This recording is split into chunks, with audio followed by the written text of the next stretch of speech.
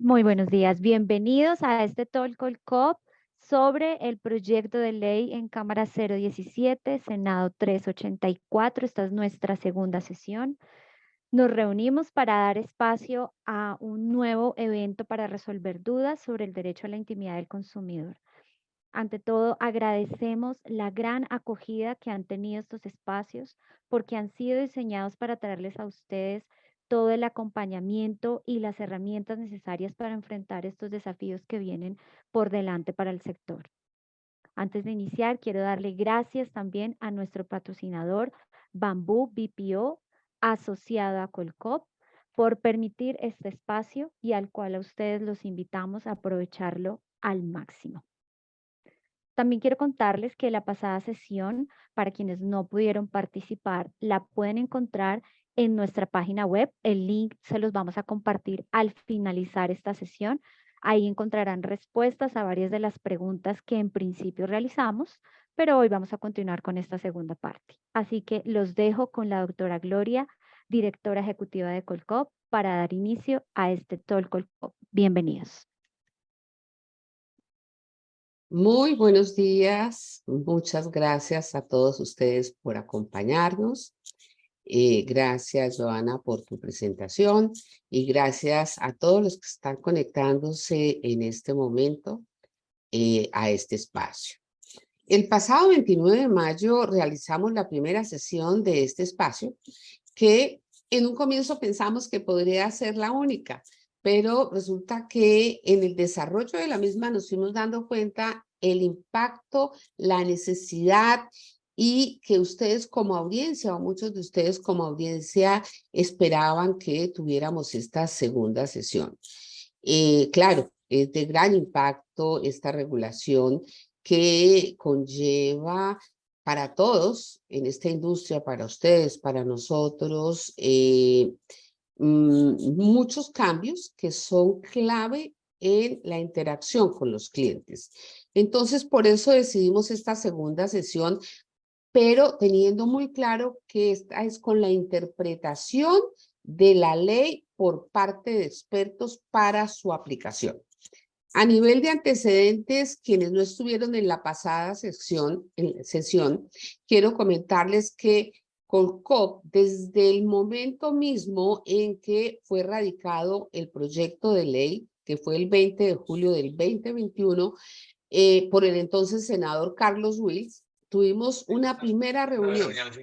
En ese, perdón, ¿pueden silenciar micrófonos? Listo, gracias.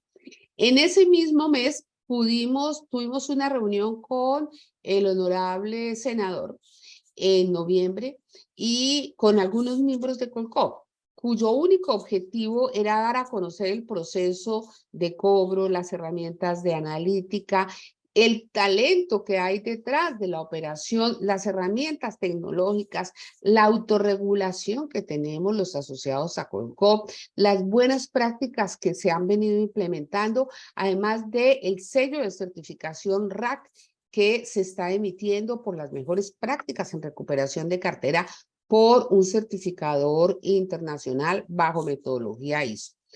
Todo esto para allanar el camino y presentar proposiciones que tuvieran un sustento y un equilibrio entre acreedor y deudor y fueran entendidas tanto por los autores del proyecto de ley como por los que estaban participando en los debates en el Congreso. ¿Sí? Perdón, cierras micrófono, ¿alguien se le abrió por ahí? Gracias. Bueno.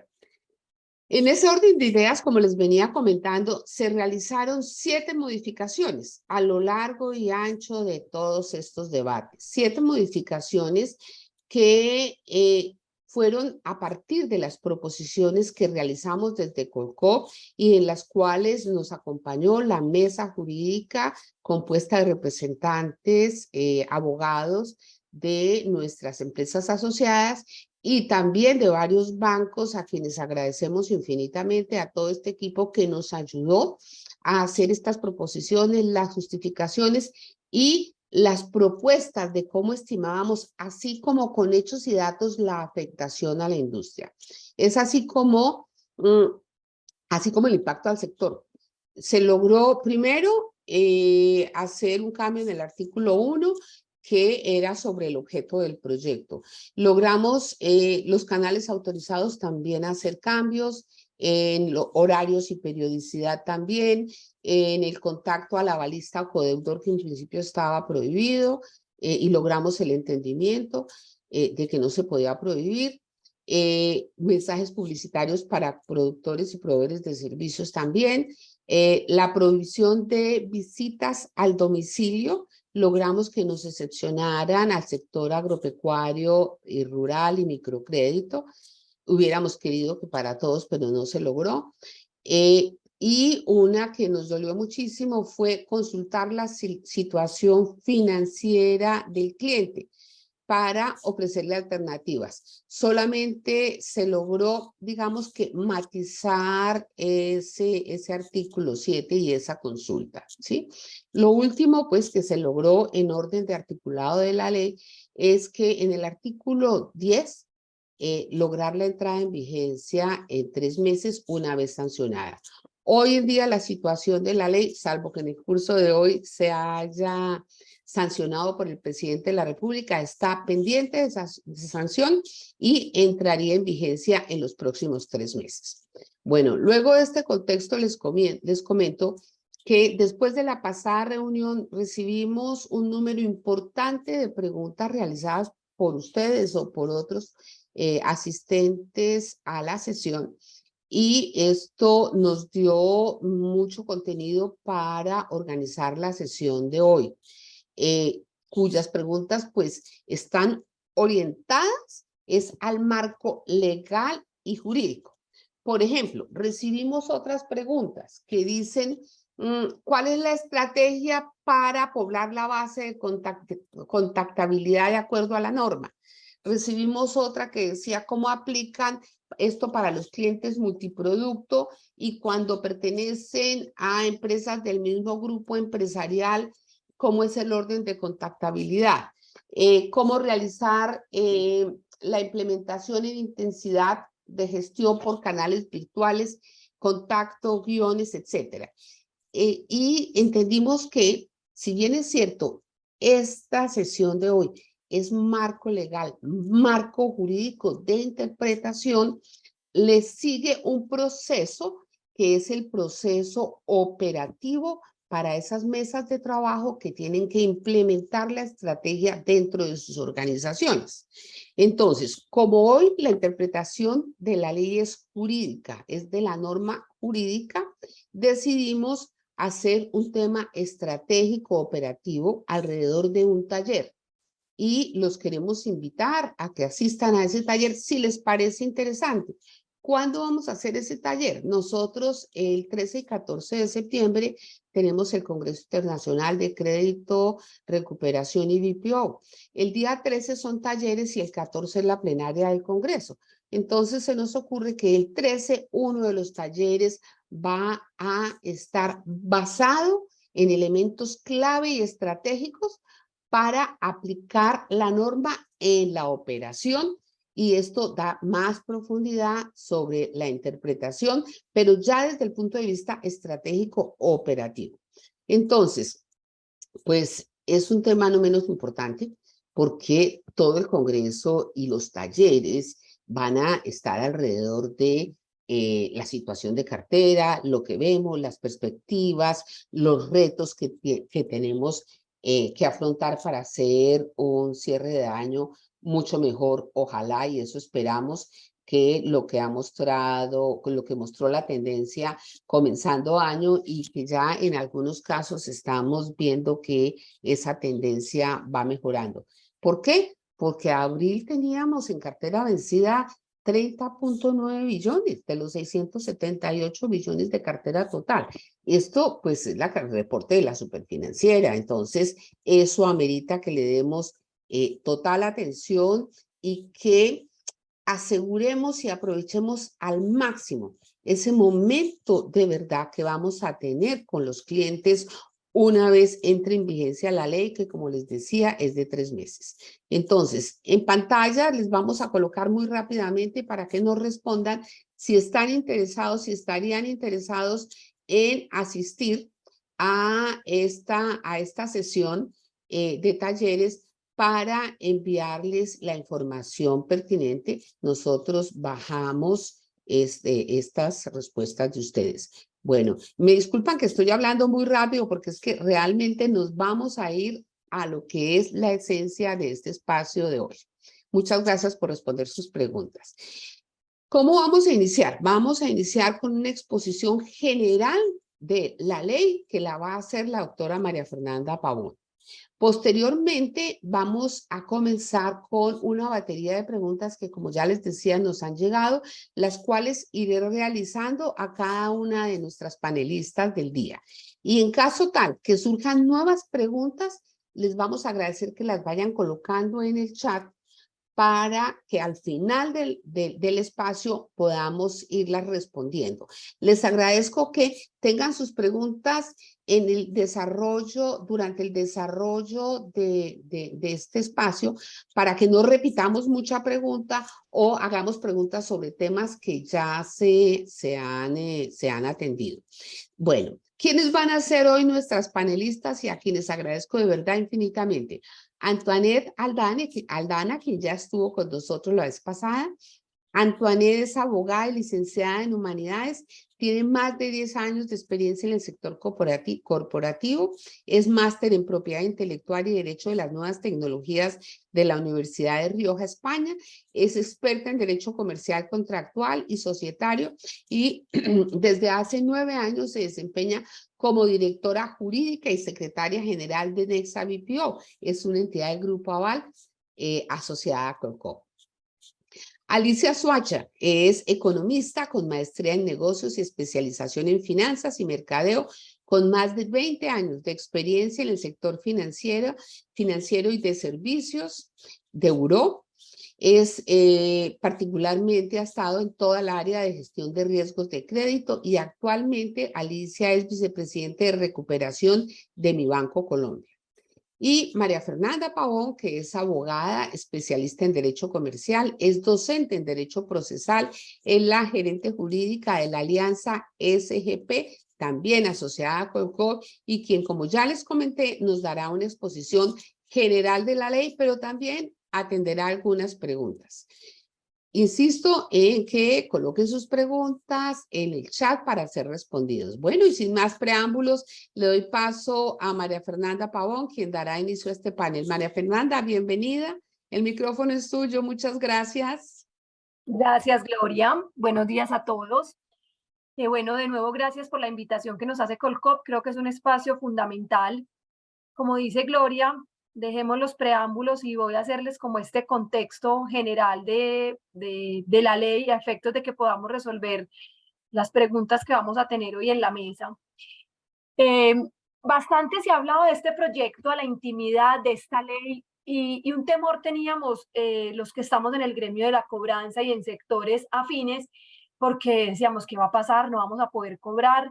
Y la intervención y el manejo de Colcop y de los diferentes gremios hoy nos pueden hacer sentir tranquilos. Vamos a tener algunos cambios, algunas implicaciones, pero creo que tenemos hoy bastantes herramientas para adelantar nuestras gestiones y nuestras labores, y que partamos de tener algo muy en cuenta y que se hablaba en el foro pasado, y es que realmente el abuso al consumidor no venía de este sector financiero, sino de pronto de otros sectores menos regulados, donde se sentía acorralado ese deudor o ese destinatario de esa gestión comercial que estaban emprendiendo las diferentes personas. Pero claro, los bancos y el sector financiero y de la cobranza siempre hemos cargado con un estigma de que llamamos, de que acosamos al momento de cobrar, pero hemos tenido muchas regulaciones, normas desde la super, normas generales, pues que realmente hacen que nuestra labor sea respetuosa, pese a que tenemos que hacer algo que a muchos no les gusta, y es cobrar y recuperar cartera. Con estas anotaciones, quiero que tengamos todos muy presente cuál es el objeto de la ley que estamos a la espera, que el presidente sancione. Ya le queda un mes escaso para ya sancionarla. Y puntualmente esta ley busca proteger el derecho a la intimidad de consumidores, ¿cierto? No hablo únicamente de consumidor financiero, de los consumidores. ¿Cómo lo piensa hacer? Estableciendo canales, horarios y periodicidad en que se puedan contactar estos consumidores, ¿cierto?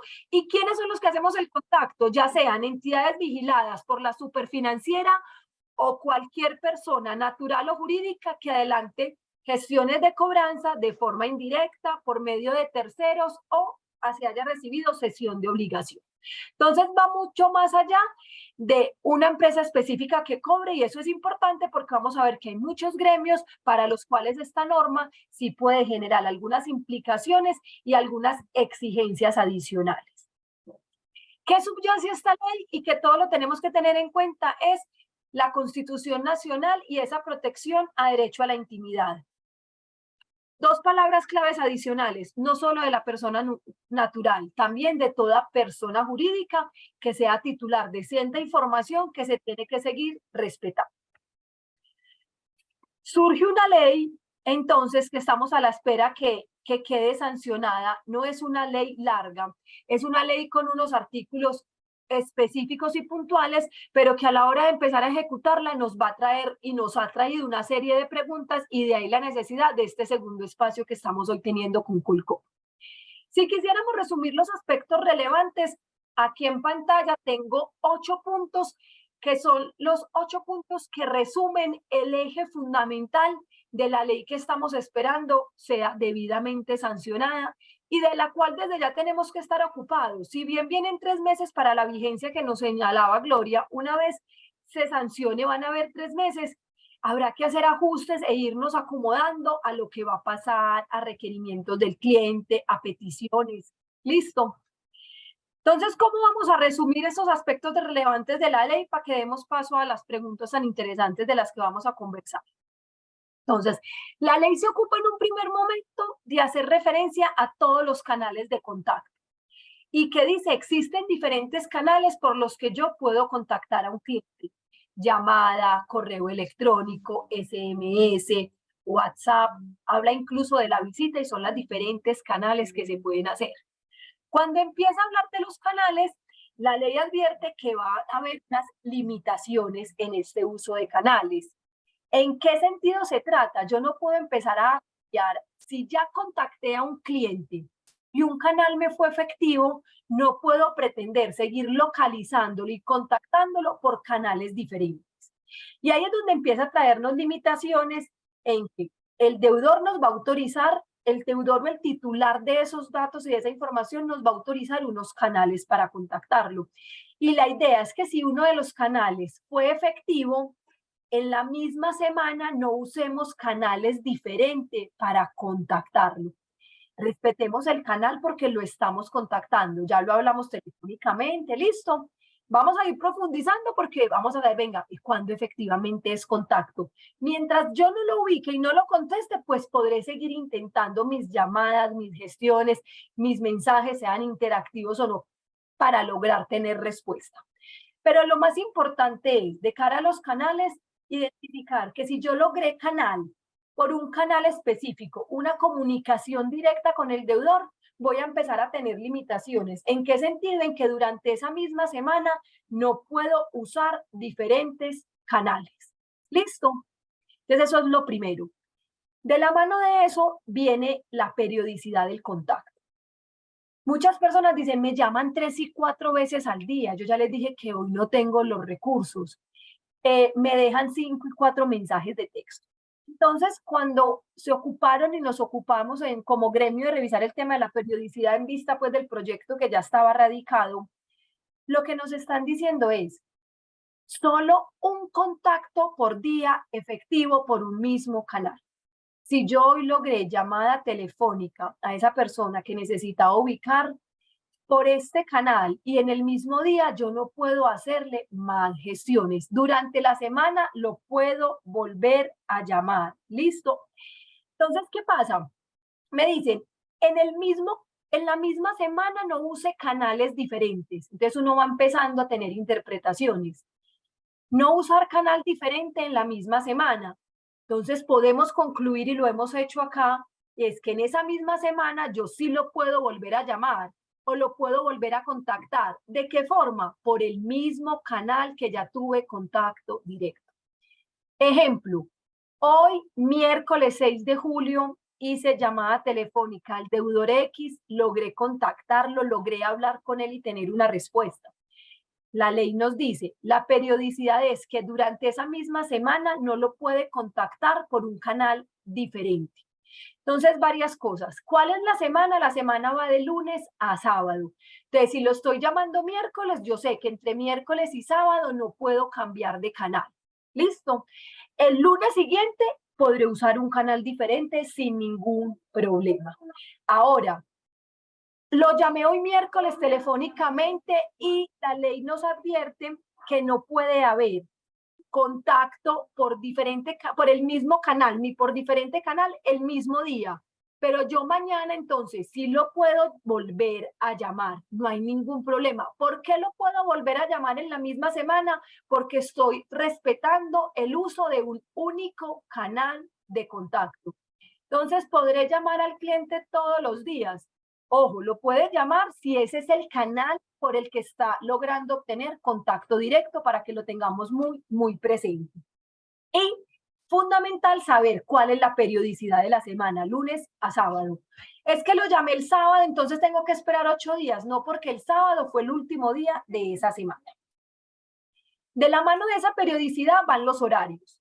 ¿Qué tenemos de horarios? De lunes a viernes la ley nos va a imponer que únicamente las gestiones de llamada, la salida, sean del 7 de la mañana a 7 de la noche. Y los sábados 8 a 3 de la tarde. Eso para todo lo que es outbound, las llamadas. Y los mensajes, ¿cierto? Todas esas gestiones, correos electrónicos se tienen que limitar a esos horarios. ¿Qué pasa si hay un cliente que me dice es que yo únicamente le puedo contestar a las 8 de la noche? Si ese cliente nos autoriza expresamente a gestiones por fuera del horario, ¿cierto? Y nosotros tenemos cómo acreditar esa autorización, lo podemos hacer. Opción 1. Opción 2, mantener habilitados nuestros canales inbound para que ese cliente, porque si el cliente me quiere llamar a mí por fuera de las horas y por fuera de la periodicidad que la ley me establece, lo podrá hacer.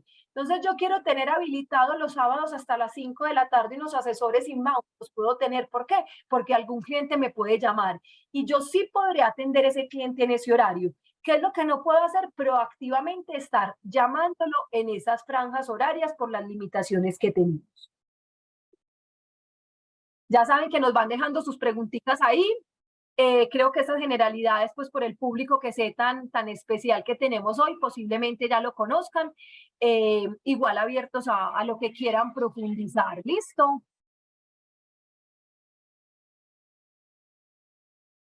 Listo, María Fernanda.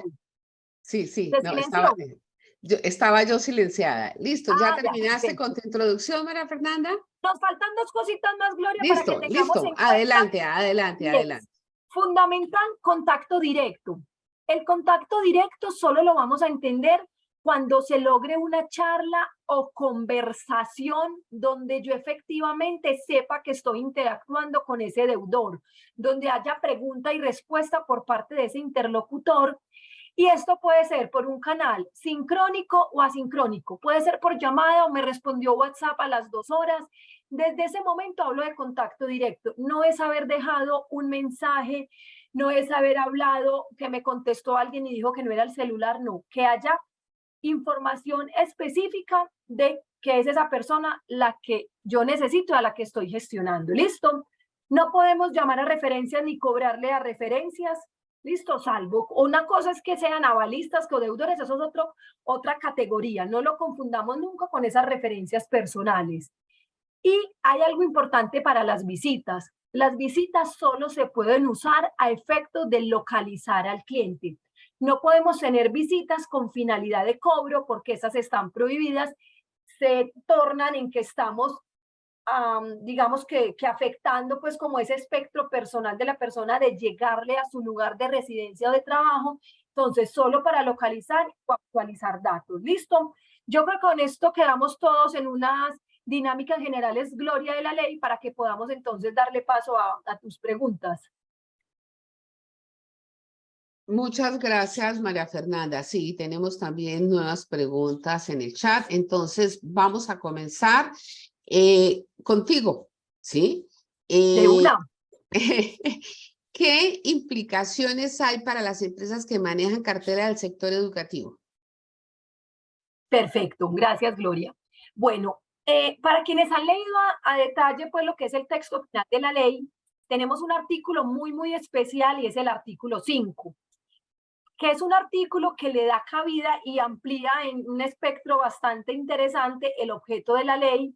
¿Por qué? Porque hace referencia que también van a quedar cobijadas por la ley las relaciones comerciales que existan entre productores o proveedores de bienes y servicios, sean públicos o privados. Entonces, el sector educativo hace parte de un proveedor de servicio, ¿cierto? Ya sea público o privado, y por ser proveedor de este servicio, digamos que la ley les tiene aplicación. ¿En qué sentido? Van a haber limitantes para la forma en que usen los canales de comunicación, van a tener que llevar unas bases y unos controles de las autorizaciones de los canales que pueden usar. Entonces, sector educativo se suma al objeto de esta ley y tendremos pues que trabajar con ellos porque de pronto para ellos pueden haber ciertas novedades en cómo deben manejar las bases, qué deben hacer con esas personas con las que ellos están teniendo relación, que son esos padres de familia, esos proveedores también, porque la educación nos va a tener diferentes aspectos en las relaciones que existen. Confirmamos entonces que les aplica. No sé, Gloria, si debamos profundizar alguna cosita en Creo qué que no, requisitos deben creo que no. cumplir. Creo que no, ahí está claro, aplica para todos los sectores para todos, absolutamente todos los sectores de la economía y en todas las interacciones con los clientes, ¿sí? Esto ya estaría resuelto si hay diferencia en su aplicación entre personas naturales y jurídicas, ¿sí? Porque aplica para todos los sectores de la economía en la interacción, ¿o no, María Fernanda? Así es, Gloria, desde el objeto de la ley. Incluso cuando uno mira esa pregunta de personas naturales o jurídicas, la podemos mirar desde dos puntos de vista. De cara a el obligado a cumplir la ley, sea persona natural o jurídica, el que vaya a hacer una gestión de cobro o una gestión relacionada con estos bienes y servicios que están produciendo o siendo proveedores, deben acatar la legislación. Y por otro lado, como destinatario y protegiéndome el derecho a la intimidad, tanto persona natural como persona jurídica, nos podrán hacer exigibles que les apliquemos las disposiciones de esta ley. Gracias, María Fernanda. Antoinette, entonces, ¿esta ley aplica para las entidades vigiladas por la SIC, Superintendencia de Industria y Comercio? Gracias, Gloria. Buenos días. Buenos días a todos los asistentes y un cordial saludo a mis compañeras panelistas. Sí, en efecto, Gloria, tal como lo mencionaba María Fernanda, esta ley no es solamente para consumidores financieros, es decir, es proteccionista para todos los consumidores del país, con lo cual debemos entender que aplica para entidades que estén vigiladas, inclusive no solamente por la Superintendencia de Industria y Comercio, sino por las supersociedades, ¿no? Que regula y vigila gran cantidad de entidades en nuestro país. No en vano la norma en uno de sus artículos refiere que la inobservancia o incumplimiento de esta ley será revisada y será sancionada por la Superintendencia Financiera y por la Superintendencia de Industria y Comercio. Entonces, la respuesta es sí, aplica también para las vigiladas por la SIC. O sea, quedamos todos regulados y eso Todos. está bien. Hay equilibrio para todos los sectores de la economía. Bueno, Alicia, buenos días, Alicia. Gracias por estar con nosotros. Alicia, ¿la posibilidad de visitas es solamente para clientes y localizados? Bueno, buenos días para todos. Buenos días también para mis compañeras panelistas. Qué rico estar repitiendo hoy además con tanta participación femenina. Bueno, con respecto a las visitas, creo que hay un artículo que habla expresamente de cuál debería ser la actuación alrededor de ese acto como tal, que es el artículo 6. En el artículo 6, digamos que se exceptúa la no realización de visitas a ciertos tipos de créditos, microcréditos, créditos de fomento rural, agropecuario o rural, siempre y cuando exista una autorización expresa del consumidor para realizar dichas visitas. Entonces, importante, esos sectores hoy están habilitados por la norma, por este proyecto, a partir del artículo 6, pero requieren, digamos, de una autorización expresa por parte del consumidor.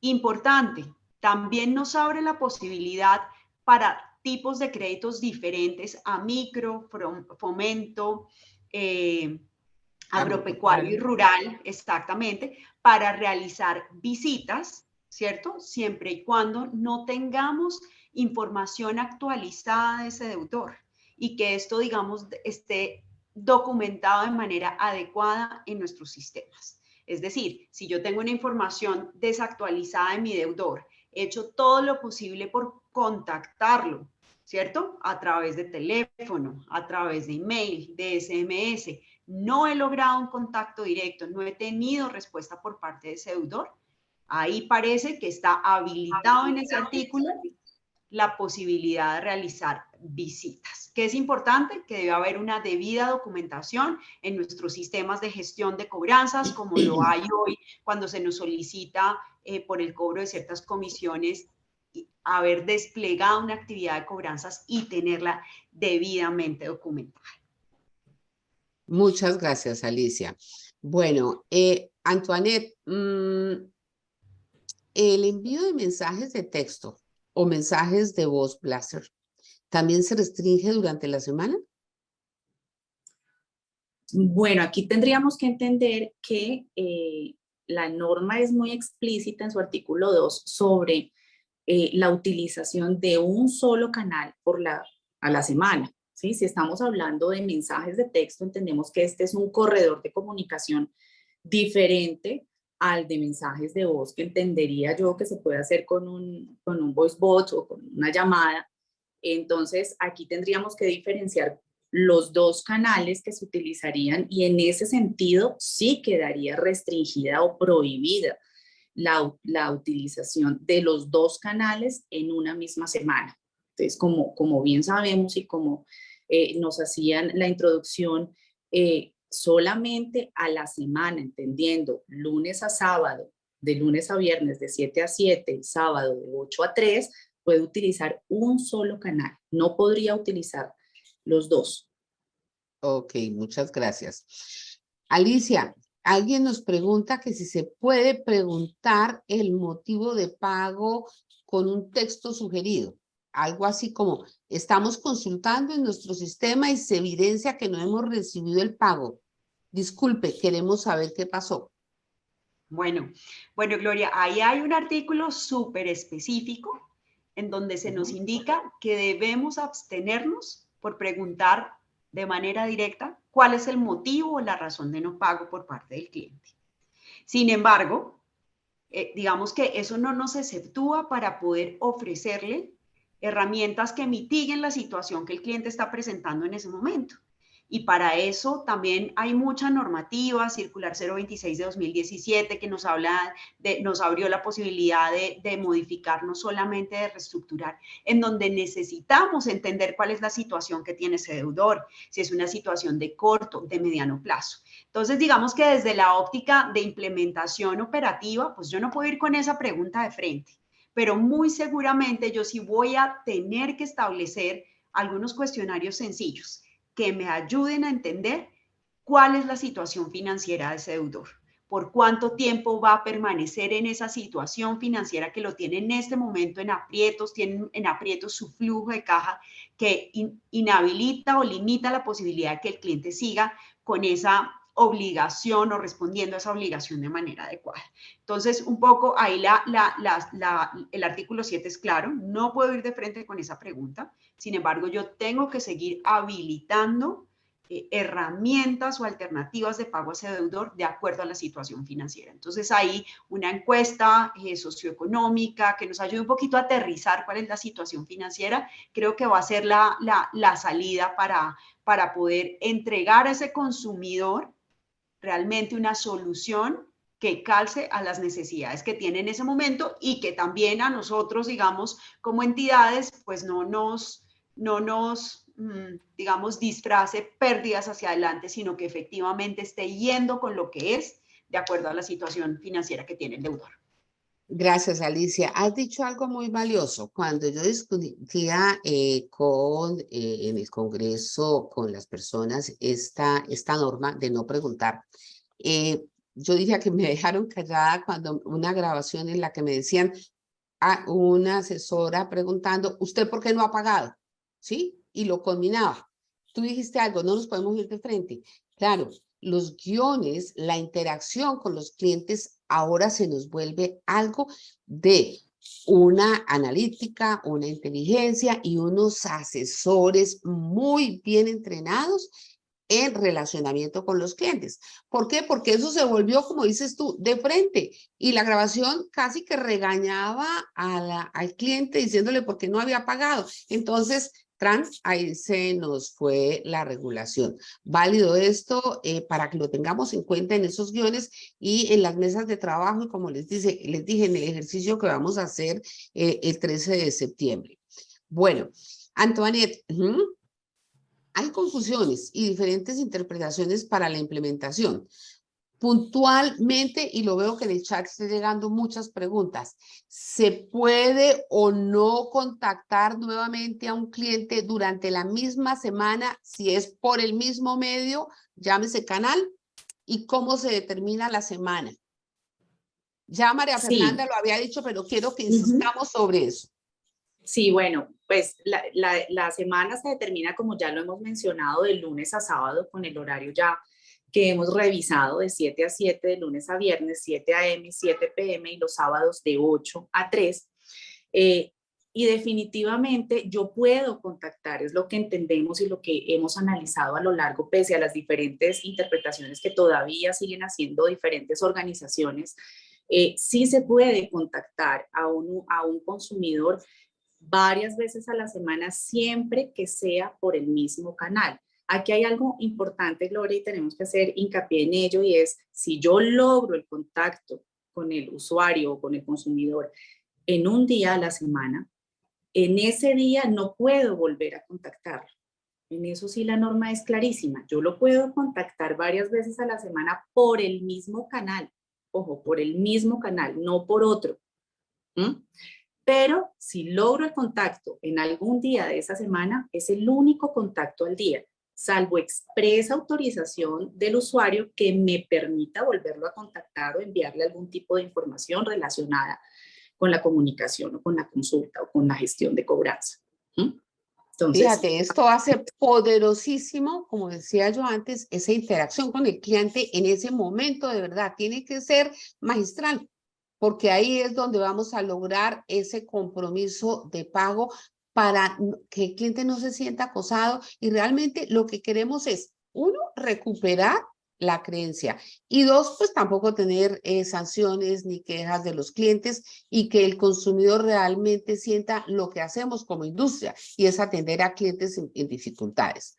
Bueno, tú mencionas, si me permites, Glorita, un segundo, sigue. mencionas algo muy importante y es algo que nos comporta esta norma. Es un reto muy grande a las entidades de reacondicionar o de crear nuevas estrategias para lograr esa pericia y esos objetivos que queremos en ese contacto que se vuelve de oro, que se vuelve de oro para la gestión no solamente de la cobranza, sino el ofrecimiento y colocación de nuevos productos o servicios o bienes, para por lo menos las ventas. Entonces, esta norma sí nos comporta un reto bien importante al interior de las organizaciones para ver cómo lo vamos a hacer mejor. Y continuando con esa pregunta o con esa aclaración tuya, alguien pregunta de quién es la responsabilidad en relación con los medios por los cuales deben ser gestionados los deudores. Entendía que la responsabilidad es cuando hay servicios tercerizados o de BPO, ¿sí? Sí, en principio la responsabilidad sería de las entidades que son las que disponibilizan los canales, ¿cierto? Y somos los responsables de la habilitación de esos canales para lograr que los usuarios se puedan contactar y se puedan comunicar. Entonces creo que la primera responsabilidad es para las entidades que hacemos esa gestión de cobranza o de colocación de servicios. Perfecto, sí, que son, valga la cuña, los asociados a Colcop que tienen todas estas guías de mejores prácticas y código de ética, etcétera.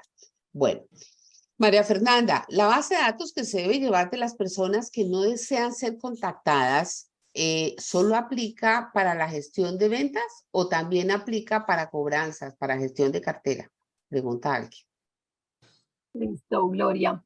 Y a todos. Bueno, importante que tengamos en cuenta qué base de datos hace referencia a la ley. La ley en ese articulito 5, que hoy ya lo he mencionado varias veces, es muy especial y hace referencia en que las entidades tienen una base de datos donde están la información de esos clientes a los que les pueden entrar, les pueden enviar mensajes de publicidad con los datos de ese consumidor, ¿cierto? Entonces, de cara a las ventas, el consumidor podrá decir, exclúyame de la base de datos o de una base inhabilitada para gestiones de contacto, porque yo no quiero que me mande información, yo no quiero que me mande publicidad y no quiero conocer nada. Pero ¿qué pasa? Cuando estamos hablando de las gestiones de cobro, ¿cierto? La base de datos tiene una función especial y es cobrar. O sea, que él a mí no me podrá decir, exclúyame de la base de datos para que no me vuelva a cobrar, porque eso a qué equivale a que se me está ilocalizando el cliente, ¿cierto? Entonces, si bien se podrán llevar bases de datos similares a las de las ventas, las finalidades son diferentes. En las partes de ventas, de bienes y servicios, de publicidad y parte comercial, yo perfectamente podré decir, no quiero ningún contacto, no me mande nada ni me ubique por ningún canal.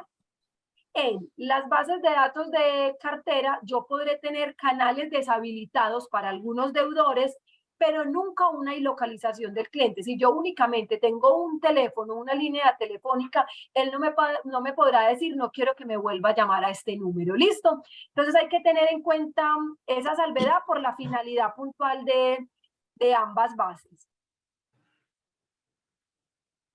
Gracias, María Fernanda. Y esta pregunta va muy asociada con la anterior, sí, pero va para Antoinette.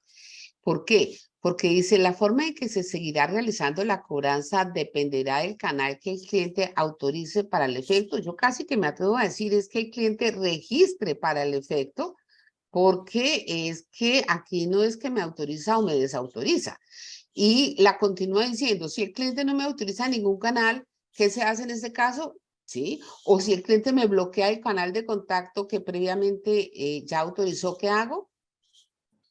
Sí, sí, tienes toda la razón. O sea, yo como entidad debo ser garante de que en la estrategia de autorización que yo le pase a mi usuario o a mi consumidor, sea capaz de registrar uno o varios canales de contacto. Lo que no puede pasar es que no registre ninguno.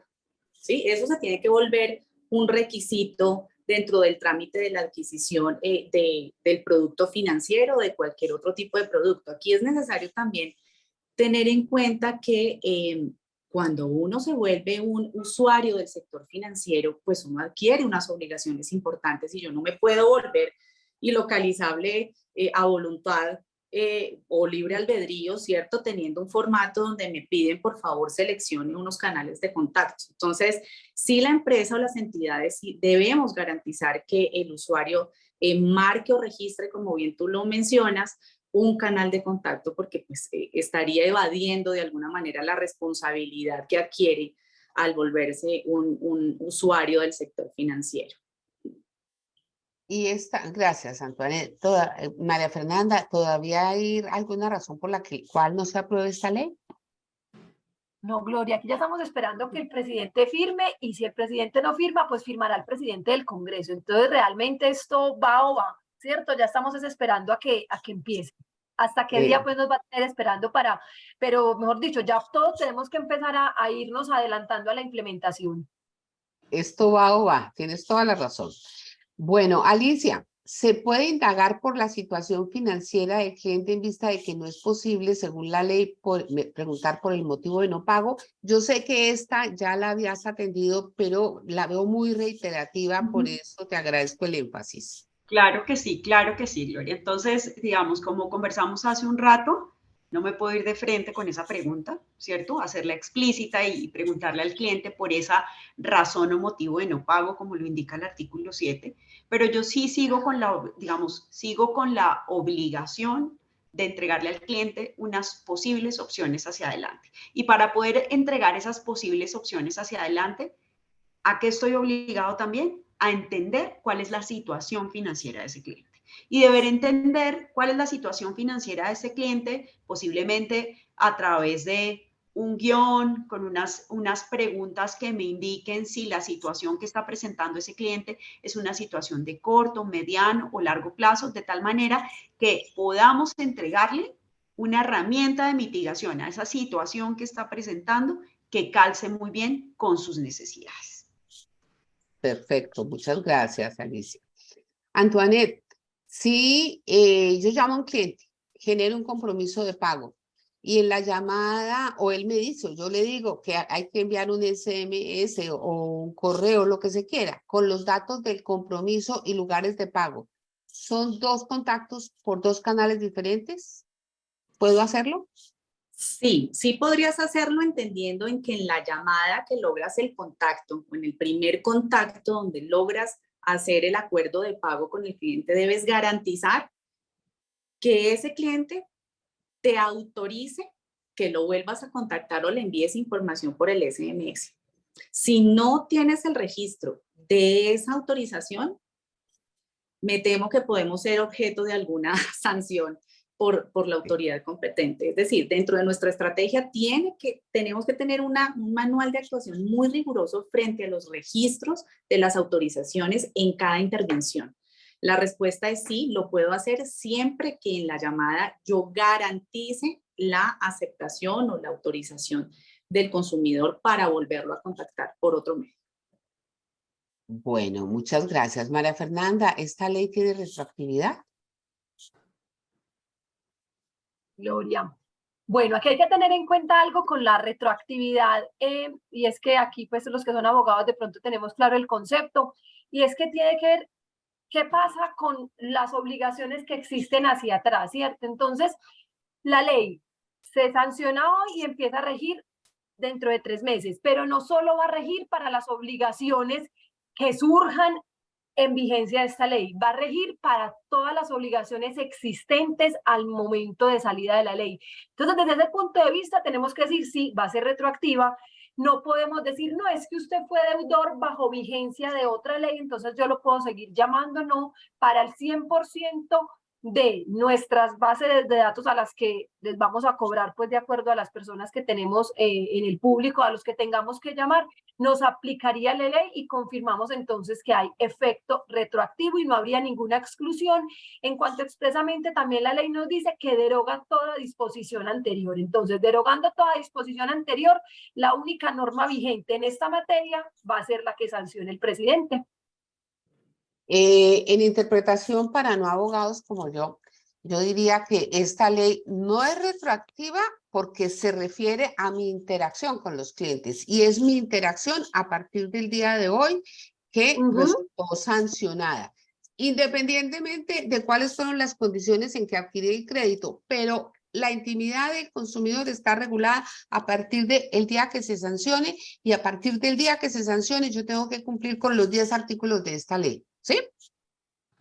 Gloria, y es súper importante lo que dices porque eso es otro tema. Lo que yo ya hice o lo que estoy haciendo hoy, pues no hay ningún problema y nadie me lo va a cambiar, ¿cierto? Pero cuando salga la ley, esos artículos me van a aplicar para el 100% de mi público a gestionar. ¿Listo? Perfecto, listo. Antoinette, ¿en la documentación del crédito se deben detallar los canales o es suficiente una leyenda que diga solo se puede contactar a los consumidores mediante los canales que estos autoricen para tal efecto? Estos canales deben ser informados, socializados previamente por parte de las entidades de cobranza y los consumidores que elijan cuál.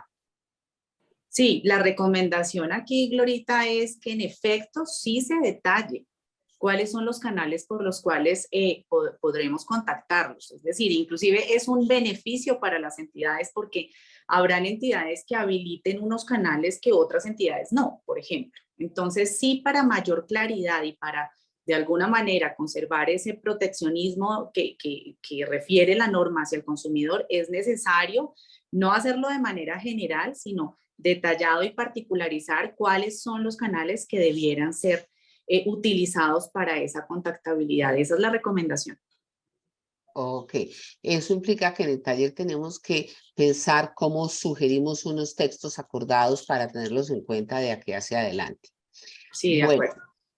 si un cliente hace un acuerdo de pago, esto ya en panel lo resolvimos. Si un cliente, pero insistamos, si un cliente hace un acuerdo de pago el día lunes para pagar el día miércoles de la misma semana y lo incumple, ¿lo puede volver a gestionar esa misma semana partiendo del hecho de que la negociación se realizó el lunes?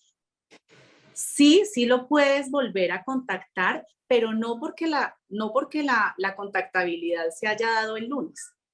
Pudo haberse dado el martes, ¿sí? El criterio para volverlo a contactar es porque estás utilizando el mismo canal que utilizaste previamente.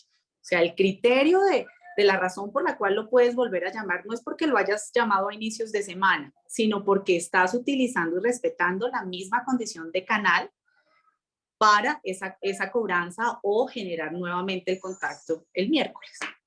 Pero sí, claramente lo puedes volver a contactar. Una sola vez al día. Si lo llamaste el lunes una sola vez, hiciste un acuerdo de pago, la persona incumplió, lo llamas el miércoles, no, y lo contactas, contacto efectivo, como lo conocemos operativamente, solamente un contacto, no pueden ser más. Sí, esto amerita, insisto en el taller, en hacer una política y hacer unos procesos y procedimientos muy claros a partir de los cuales se generen los guiones y todo el esquema operativo de gestión. Exactamente. Bueno, continuando con esto, si el cliente, para María Fernanda, si el cliente le aparecen dos créditos, uno como titular y otro como codeudor, ¿lo puedo gestionar en más de una ocasión el mismo día? Entendiendo que son dos obligaciones diferentes. Gloria, listo. Yo aquí voy a dar pues la opinión y lo que hemos hablado. Igual me gustaría aquí invitaría de pronto a Alicia y a Antoinette a ver ellas cómo lo ven. Yo soy una defensora de la gestión integral al cliente, ¿cierto? Y que en mi relación yo no lo puedo mirar de las obligaciones una a una. Entonces, desde ese punto de vista, para mí esa gestión integral se debe hacer y si yo lo estoy llamando, no es cobro una obligación en la llamada de por la mañana y mensaje de texto para la otra llamada. Cuando yo vaya a llamar a ese cliente, debo tener claro la totalidad de su portafolio, lo que comporta, ¿cierto? Entonces, para mí, la limitación no va a depender de mirarla de cara a cada una de las obligaciones aisladas, sino por cliente, porque estoy protegiendo la intimidad de ese cliente como un único ente.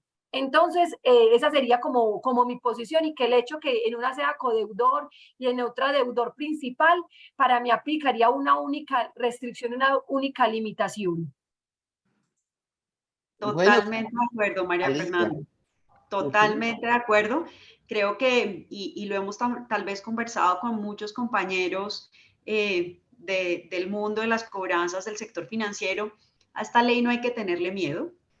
Creo que nos va a traer una externalidad muy positiva que es organizarnos y organizarnos, digamos, en pro de ese beneficio del consumidor financiero. Y creo que acá cuando vamos y leemos un poco el objeto, el primer, digamos, el primer artículo, pues lo que encontramos es que esto va dirigido a tener una mejor relación con ese consumidor financiero, a proteger ese consumidor financiero. Así que mi vista de 2, 3, 4 productos diferentes, pues implica que me organice al interior y que yo sea capaz de hacer una gestión con esa visión de consumidor financiero. Entonces, totalmente alineada con tu comentario, María Fernanda. Imagínate que a nivel de anécdota y de claridad, este artículo lo tenía en un comienzo la ley, diciendo que yo debería, si yo soy un BPO y tengo cartera de diferentes entidades, yo debería reunir a Gloria Urueña en un solo paquete y gestionarla por todos los créditos de las entidades. Entonces les aclarábamos, no porque había data, porque existen muchas regulaciones, ¿sí?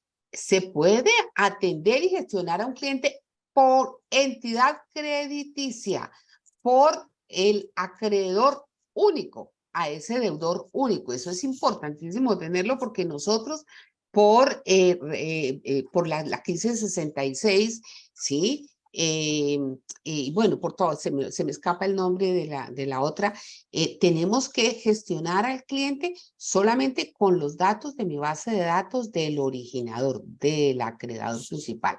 Bueno, sigamos. Si no hay un contacto efectivo con el cliente, lo debo gestionar por el mismo canal donde lo contacté inicialmente. Pues creo que lo hemos dicho muchas veces, yo diría que sí a esa pregunta. Esta es muy importante, Antoinette. Si un cliente me incumple el acuerdo de pago dentro de la misma semana, ya la respondimos, pero enfaticémosla. Si un cliente me incumple el acuerdo de pago dentro de la misma semana que se realiza la gestión, ¿lo puedo gestionar por todos los canales o únicamente por el canal que lo contacté inicialmente? Únicamente por el canal en el que se contactó en esa semana. En esa semana únicamente, es decir, a la semana un solo canal, al día un solo contacto efectivo. ¿Y qué pasa si no lo contacto por ese canal que lo contacté inicialmente? No, pues la obligación es que sigas buscándolo y sigas tratando de contactarlo por ese canal que determinaste utilizar en esa semana. La semana siguiente ya utilizarás otro y la tercera semana otro. ¿Sí? Pero eso está dentro del plan operativo que haga la entidad para que sea más efectiva la contactabilidad. Insistimos, ese Gloria. momento de verdad es valiosísimo con el cliente, ese compromiso que se logre ahí, esa interacción. Sí, María Fernanda. Ahí con esa pregunta, ahorita había leído en el chat que de pronto la podemos conectar y tiene que ver con eso, que si yo logré el acuerdo de pago vía telefónica un lunes, yo le puedo mandar un SMS de recordación en esa semana, ¿cierto? De acuerdo con lo que hemos hablado, pues no lo puedo contactar por otro canal, pero ahí está la importancia del guión y de la llamada. En esa llamada de una vez pidamos la autorización. El guión donde yo cierre negociación tendrá que incluir y que quede grabado. Señor, entonces, adicional a esta negociación, agradezco nos deje la autorización para enviarle un mensaje de texto recordando el pago. Entonces, yo siento que más que no poder hacerlo, es estar muy seguro de cómo va a ser mi procedimiento interno para que yo pueda mantener esas recordaciones que son tan importantes. Aquí quiero invitar a sus áreas de comunicaciones y de marketing para que les ayuden con la elaboración de esos guiones. Nosotros hemos invitado hasta expertos en neurolingüística para apoyarlos en esos guiones, en algunos cursos que hemos hecho, porque es muy valiosa, muy importante esa comunicación y parte de ese guión con ese cliente en ese momento. Valiosísimo lo que acaban de aclarar. Bueno, yo puedo solicitarle a Antoinette en una comunicación con el cliente y que si me autoriza gestionarlo, llamarlo en un horario XY indicado o a petición.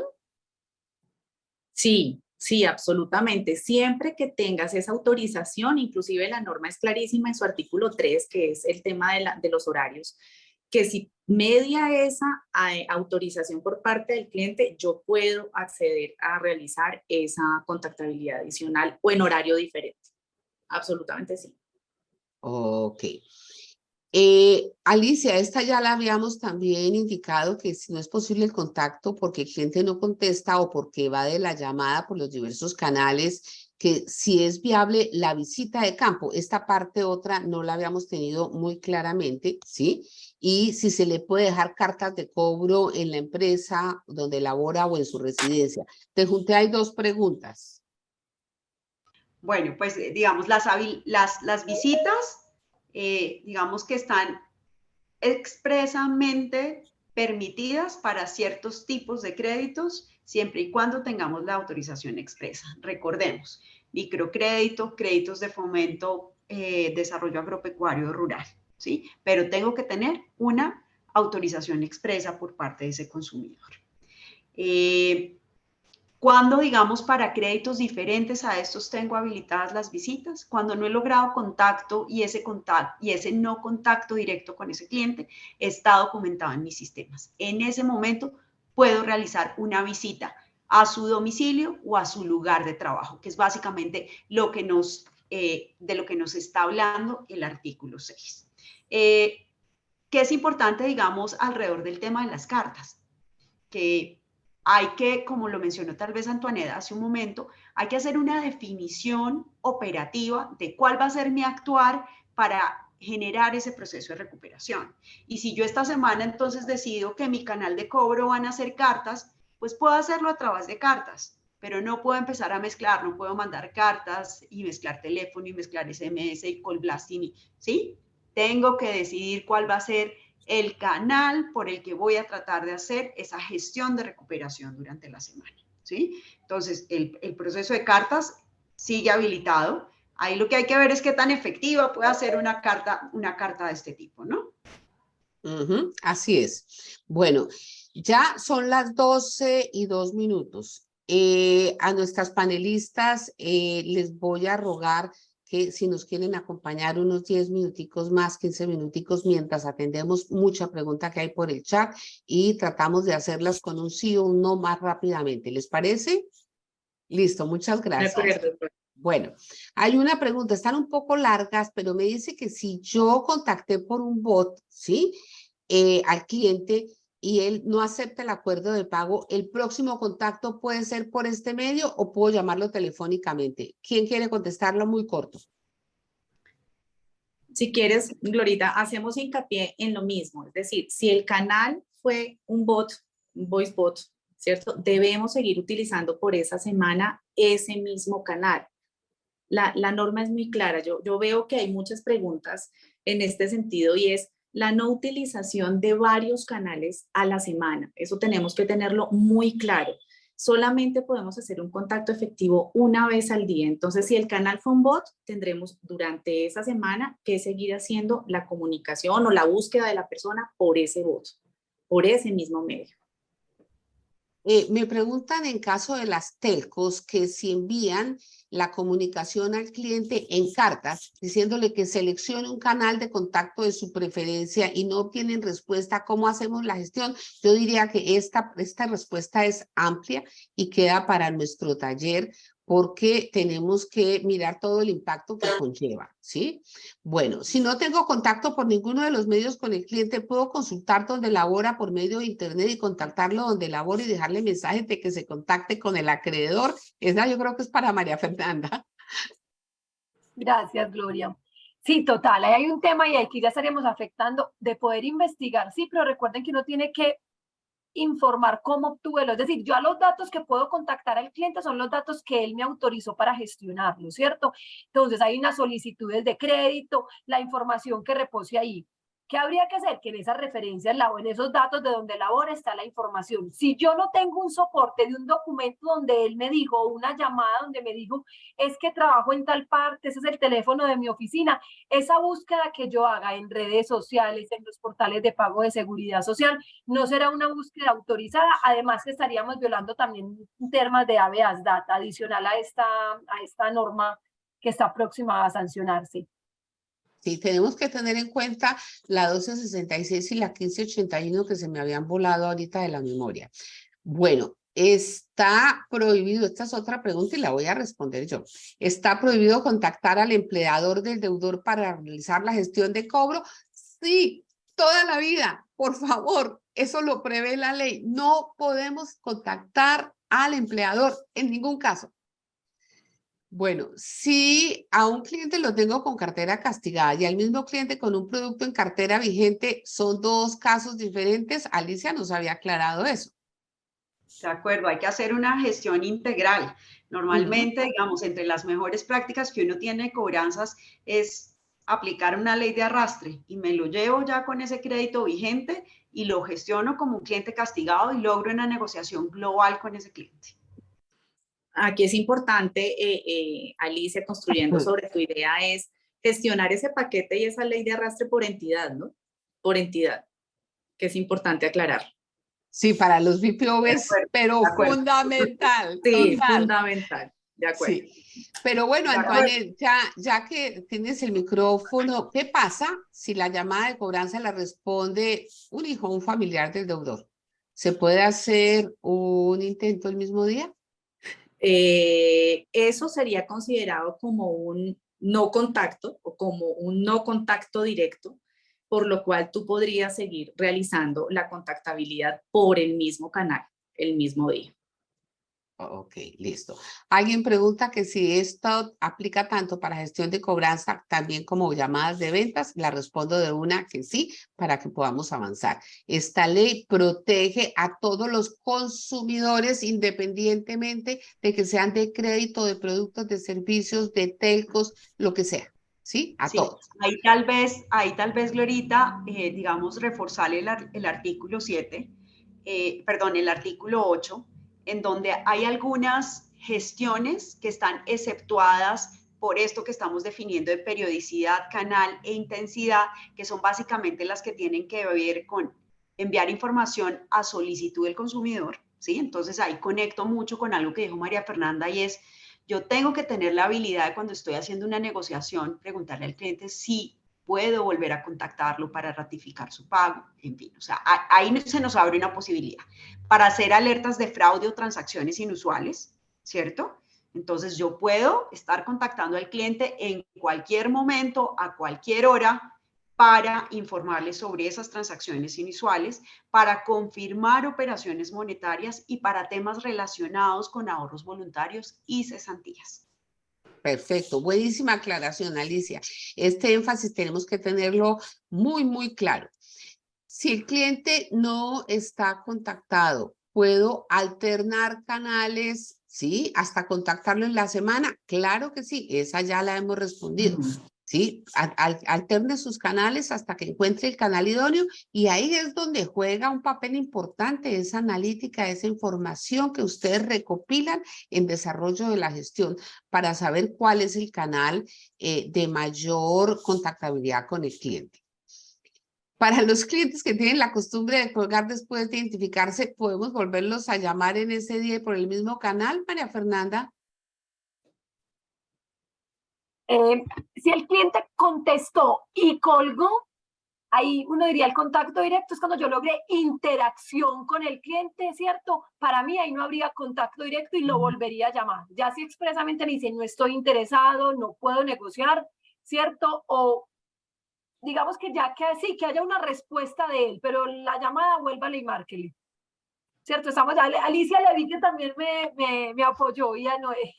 Tal cual. Y yo creo que ahí va a ser súper clave lo que podamos actualizar, por ejemplo, en nuestros manuales operativos de cobranza. Es decir, tiene que quedar muy claro y en el SARCED incluso, ¿qué estoy considerando como un contacto directo? ¿Sí? ¿Qué estoy considerando como información actualizada? ¿Sí? ¿Cómo estoy documentando esas gestiones que estoy haciendo? Entonces ahí tenemos que volvernos muy, muy pilos en esos temas operativos que nos van a ayudar a navegar mucho más sobre este nuevo marco regulatorio que vamos a tener.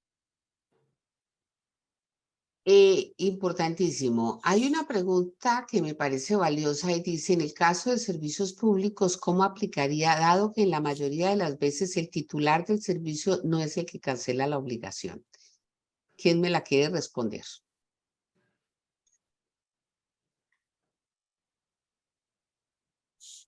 ¿La respondo yo? Ahora empecemos y la conversamos. Adelante. Yo también aquí estaba como pensando, Sí. porque ahí hay muchas cosas y es que el servicio público también hay cómo hacerlo, poner al nombre del que estaba, ¿cierto? Del que estaba como inquilino en algunas, pues en algunas partes, ¿cierto? Entonces va a haber siempre un obligado y si uno arrendó el inmueble, pues contractualmente en ese contrato de arrendamiento, él tendrá como delegarlo de cara al acreedor que va a ser la entidad de servicio público. Para mí es transparente y tendrá que hacer la llamada a quien le reporte como su deudor. Yo no le puedo impedir a él cobrar, ¿cierto? Entonces, lo primero es, si yo no tengo cómo trasladar al verdadero deudor la obligación, pues al usuario más que al verdadero deudor, porque deudor va a ser el que a ellos le reporte. Si yo no tengo cómo trasladarlo al usuario que está beneficiándose del servicio, mi único canal y cobro tendré que hacerlo al obligado porque ese es el que a mí me tiene que pagar. Ya internamente hay una relación entre ellos contractual que tendrán que dirimir para que se logre el pago, ¿cierto? Finalmente si lo tendré que ejecutar va a ser a él y todas las labores de cobro. Entonces mi respuesta apunta a que sí, le tengo que llamar a esa persona si no sabe su usuario. Mi titular del aquí- crédito, mi titular de la obligación es mi titular Exacto. y es el dueño del contador o del servicio público, es el dueño del crédito. Ah, que yo tomé un crédito y se lo di a mi hermano, a mi cuñado, a mi amigo y que él es el que lo paga. Usted es el titular, así como es dueño del Así. contador, así como es dueño del servicio público, así como es dueño del celular. ¿Mm? Y opera para todo, Glorita, opera no solamente para temas de servicio público. Quien adquiere un crédito y quien se vuelve el titular del crédito o del producto bancario o financiero es el respondiente. Es quien debe responderle y pues así no disfrute el producto y sea otro, yo puedo sacar un crédito educativo para mi hijo, para mi hermana, para un tercero, pero yo soy quien le respondo a la entidad. Entonces, no solamente para temas de servicios públicos, que entendemos que se da mucho, como lo mencionaba María Fernanda, quien disfruta el producto no siempre es el titular del crédito, pero quien responde ante la entidad siempre va a ser el titular del crédito. Eso no se transfiere ni se traslada. Yo tal vez quisiera agregar algo en este punto. Creo que muchos posiblemente, no sé, hemos adquirido una vivienda usada y no solemos, digamos, actualizar esa información ante las entidades de servicio público. Y acá viene un poquito mi cuña y temas en donde también tenemos que educar a nuestros clientes. Los consumidores tienen derechos, pero también tienen deberes, ¿sí? Entonces, si yo no quiero que me hagan esa gestión porque ese bien ya no me pertenece, hay una promesa, un cierre, digamos, un traspaso de propiedad, pues yo tengo la obligación también, ese deber de acercarme a esa entidad de servicio público y decirle, mire, esto ya no es mi responsabilidad, esto cambió de dueño. Entonces, nuestros consumidores financieros tienen derechos, pero también tienen deberes, ¿sí? Y ahí tenemos Total, De acuerdo. Absolutamente. totalmente de acuerdo. Alicia, ya que tienes el micrófono abierto, si un cliente lo contacto por WhatsApp y me solicita que le llame en 2 horas, pregunta, ¿lo puedo llamar en 2 horas? Sí, señora, lo puedes llamar. Ahí hay una autorización expresa del cliente de que lo contactes en un horario diferente, incluso en ese horario de 7 a 7, de 8 a 3 que tenemos para fines de semana. Si él me dice, mire, definitivamente a mí gestióneme el domingo a las 5 de la tarde a través de un canal virtual, yo debería estar en la capacidad de poderlo hacer y el cliente es quien me ha habilitado y me ha dado esa autorización expresa para que yo continúe con esa gestión a través de otro canal en otro horario. Otra pregunta, mil gracias, Alicia. ¿Pero el canal se define como el bot o como tal si es telefónico, SMS, chat, WhatsApp? Esto partiendo de que la llamada o chat puede iniciar con un bot y pasar a un asesor. Si Ahí es lo el que mismo tiene que... corredor, dale, Alicia. Dale, Antonio. Bueno, si es el mismo corredor de comunicación, puede iniciar por un bot y eso lo tenemos hoy en día, que se deriva inclusive a un asesor, a una persona, a un asesor humano. Si es el mismo canal de comunicación, así sea posteriormente atendido por un asesor, es un solo canal, se considera como un solo canal. De ahí volvemos a la recomendación y eso lo tendremos que aterrizar ya en el taller operativo, ¿cierto? Con los expertos técnicos y tecnológicos y operativos de ese manual de procedimiento y buenas prácticas y definir, como bien lo mencionabas tú, Alicia, esos criterios y conceptos de entendimiento de lo que es no solamente el contacto, sino de lo que es un canal, ¿cierto? O sea, si es el mismo corredor de comunicación, llámese voto, así derive en un asesor humano, sería un solo canal. Entonces no habría problema, no tendría por qué entenderse que hay duplicidad de canal o doble canalidad ahí. Bueno, ¿y qué pasa con los avalistas o codeudores si ya tuve contacto con el titular? ¿Cuándo lo podré hacer con el avalista o garante? María Fernanda. De una, ya te iba a decir, son dos obligados diferentes, ¿cierto? Eso es lo primero que nosotros tenemos que tener en cuenta. Deudor principal, avalista y codeudor o deudor solidario, cada uno es obligado, a cada uno lo podré llamar. Yo puedo llamar al deudor principal, no logré acuerdo, haber logrado tener contacto directo, colgar y estar llamando al otro. a cada uno lo miramos como obligados diferentes, ¿cierto? Ya hay que tener en cuenta es, si logré acuerdo con uno y me está pagando, pues ser muy consecuente con la necesidad de contactar a los otros, pero más como parte del ADN de cada una de las empresas. Pero no me impide, el contacto con uno no me impide contactar a los demás obligados. Uy, gracias, María Fernanda. Esta pregunta es especial para ti, Alicia.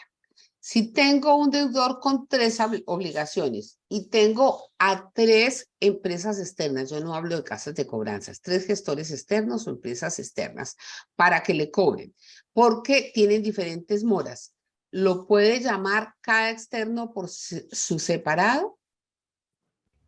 Pues creo que eso habla un poquito del tema de la organización, de la eficiencia, de la gestión. La vista debería ser una vista integral, ¿sí? Y ahí es donde aplica tal vez un poquito el tema de la red de arrastre. Entonces, yo puedo tomar una decisión, por ejemplo, de que se lo voy a entregar en donde mayor saldo tiene la obligación. Me explico. Entonces, tengo uno en tramo 31.60, otro en 61.90, otro en 91.120.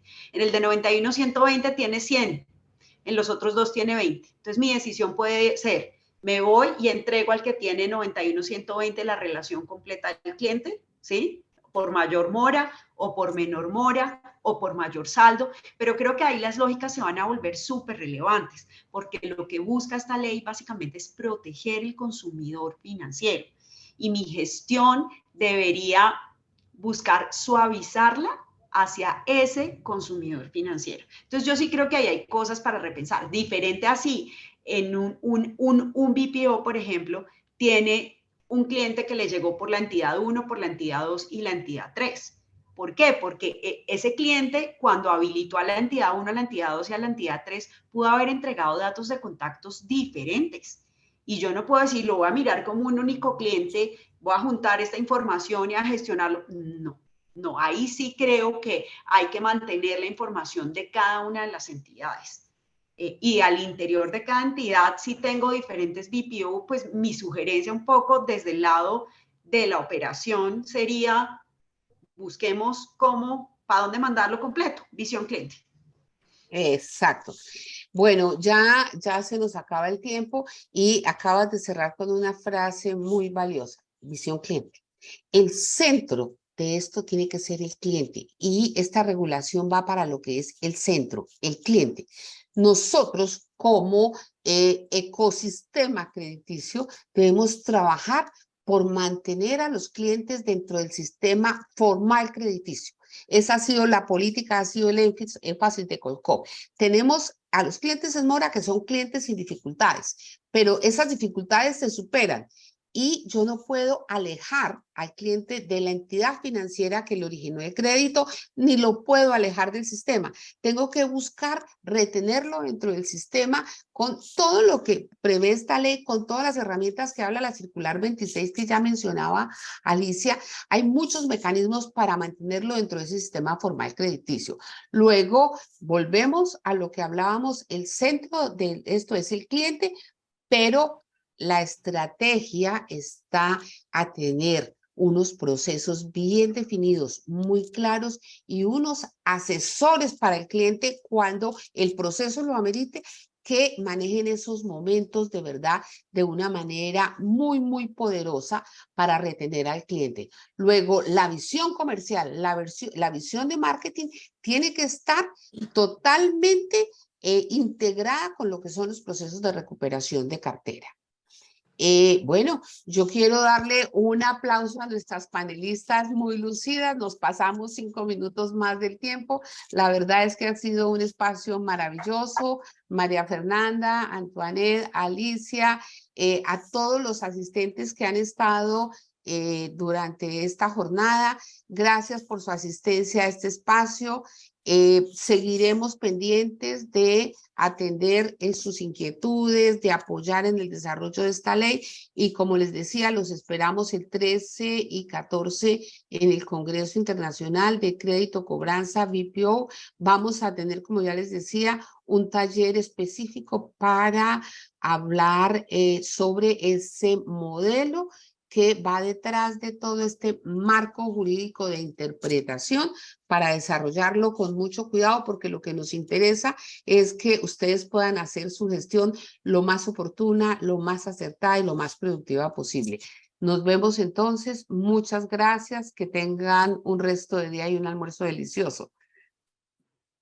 Gracias, Feliz Gloria. tarde a todos. Saludos cordial a Gracias. todos.